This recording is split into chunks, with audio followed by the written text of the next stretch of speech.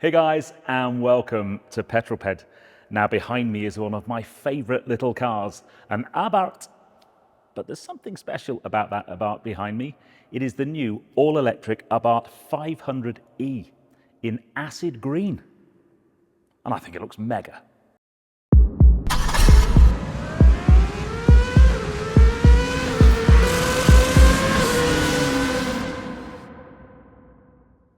Now, the back end of last year, I was actually on an Alfa Romeo press trip in Italy when the leaked pictures of this hit the internet. And I can remember being with a whole bunch of YouTubers and journalists, and we all just pored over the pictures and unanimously thought it looked a pretty cool car. So when I knew I was coming today to actually get a look at it in person, I was very, very excited. I am a huge fan of the little Abarth, whether it's 595 or 695. I've driven lots of them. I've had experiences on track and on road, and they are just a fun package, a grin generator. And this all-electric version should do just that, especially when you look at the numbers. So now clearly the numbers are going to be a little bit different because it's an electric car. So first off, battery pack size, a 42 kilowatt hour battery pack. And this car produces around about 155 horsepower. More on that later. And the one number you will probably want to know is range. Well, 150 miles or so, but again, we'll need to talk a bit more about that later because there are a number of different drive modes in this car. But before we get to the driving, before we get to the performance, I just want to talk about the aesthetics and walk around some of the details. This particular color, acid green, this is a special color on a special car. This is the launch car. It's called the Scorpionissima. They're only making 1,949 of them in tribute to the year that the Abarth was first made in 1949. And there are only two color options, acid green or poison blue. I love the naming of the color palette. The front end though, there are some things that you would expect. The Abarth badge has been changed just a little bit, but unlike any of the 595s or 695s, we've actually got Abarth written on the front. And I love this honeycomb grille. The whole front end of this car just looks clean and mean. This little bit of a white diffuser on the front is different for the 500e. The underpinnings of this car is based on the electric Fiat 500 and then been spiced up a bit. There's quite a lot of difference. If we walk round the headlamps, I absolutely love the headlamps. From a distance, this kind of little eyebrow that's on top, but it just squashes down the headlamp, makes the car look really, really aggressive. You've got this little daytime running light with the body-colored portion in the side, and then some more vents, and just the whole front valance of the car looks really, really cool. You then kind of start to follow the air round the corner of the car, and you get to this side indicator, but it's not flush with the car, it's like a little winglet. And I really, really like that. I didn't spot it from a distance, but when you get up close, and then it follows this crease line all the way down the side of the car. Then we come round to the wheels. So for the first time, 18-inch wheels. Never had wheels that big on 595 or 695. The wheel design, I think, looks absolutely brilliant. And then you've got the Scorpion on the inside, the Abarth Scorpion, with a nice big set of brakes. Now, in terms of braking, with this being an electric car, depending on the drive mode, you're either using regenerative braking, so using the electric motor to regenerate kinetic energy into power into the battery pack, or you've got a nice big set of calipers and discs for conventional braking, if you like. And on the rear of the car, a difference from the normal 500 electric, that is now a disc brake at the back, whereas the normal 500e just has drums at the back. Then we come down the side. I really love the sort of matte finish on the wing mirror. The Scorpionissima has this unique decal down the side with a Abarth. It's one of those things, you kind of look at it, it makes your eyes go funny. I really like that. And then there's an embossed Abarth just on the top of the sill line there. Loving the design of the handles. It's like solid from the outside, and then you just have a little clip underneath. Really like that. And then maybe the most striking feature on the side is this new, unique to the electric Abarth badge with the Abarth Scorpion and a nice big lightning bolt going through it. But yes, very smart. Now, driving modes and driving. Couple of things. There are 3 driving modes for the car. We've got Turismo mode, we've got Scorpion Street and Scorpion Track. In Turismo mode, the power's backed off to help extend the range. You've got full regenerative braking, so you've got a one-pedal driving feature. And that would be the kind of mode that you would be in for city driving to get the most range out of the car. As I said, around about 150 miles or so. Now, you might think that's not a massive number, but this is a small city car, and it's comparable with something like the electric Mini, I guess. If you want a little bit more performance, you can then go to Scorpion Street. Now, what Scorpion Street does is it gives you access to all the power, but you've got regenerative braking, so you've still got the one pedal driving mode. And that would be if you wanted a little bit more of a zip down a country lane. And then if you want to have some fun, you go into Scorpion Track, gives you all the power, very little regenerative braking, and that's your maximum attack mode. Now, unfortunately, it's very frustrating.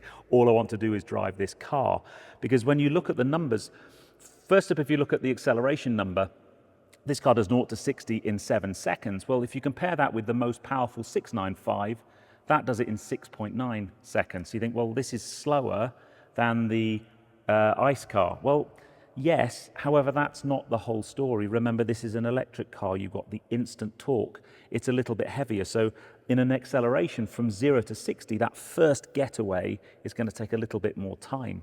Where this car comes to its own is in the mid-range acceleration. You're 20 to 30, you're 30 to 40, you're 50 to 60, where you've got instant acceleration.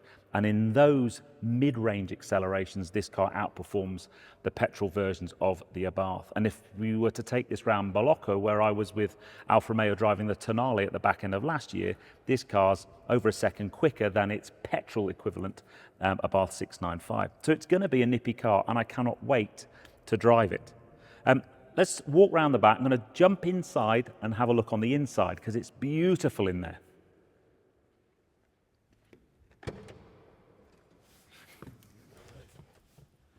Oh, wow. Now, for such a small car, it's mega roomy in here. I've actually had to pull my seat forward, and it feels like a much better driving position than the old 695s and 595s. This Scorpionissima Special Edition is so well trimmed in here. There's Alcantara on the seats. I think the seats look beautiful, and they're pretty supportive and comfortable. Alcantara trim on the steering wheel, and even on these central portions of the dashboard. It's a beautifully appointed place in here, but then it should be. We probably need to talk price.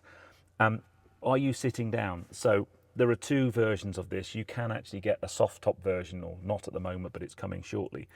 The car I'm sat in, £38,695. And if you want the soft top version, it's an extra £3,000 on top of that. But that is a limited edition run, 1,949 units. So, you know, I can imagine people will buy that, and it's, you know, it's that special of having this limited edition run. If you don't want that, pricing hasn't been released for the normal versions, but I'm sure it'll be a little bit less.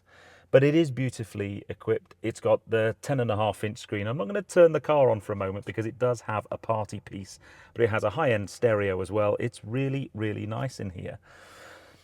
But I guess for me, one of the challenges about thinking about an electric Abarth is whenever you drive a normal one, whether it's got Record Monza or the Akrapovic exhaust, they sound mega, really, really good. This apparently does as well. Even though it's an electric car, it has a sound generator that simulates the normal sound of a petrol engine car. There's a speaker just underneath the rear bumper that pumps out sound. And on this, it's on all the time. So if I start the car, and then we'll listen to it on the inside, and then we'll walk around the outside. But are we ready?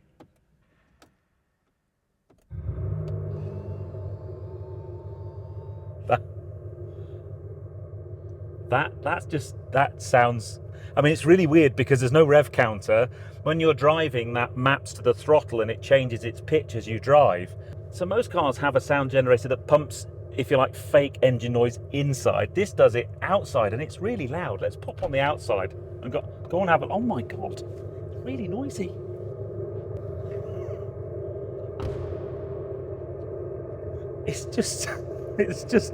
It's so wrong, but so right. Now, I can imagine you're going to be in one or two camps here. You're going to think this is the coolest gadget ever, and you're going to want it instantly, or you're going to think it's awful and shouldn't have even been invented.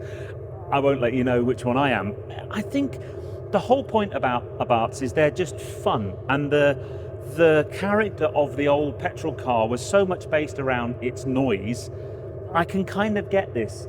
Now, you will be able to turn it off if you don't want it. There's a part of me that says almost embrace the fact it's an electric car and put an electric car noise generator rather than trying to pretend it's something that it's not.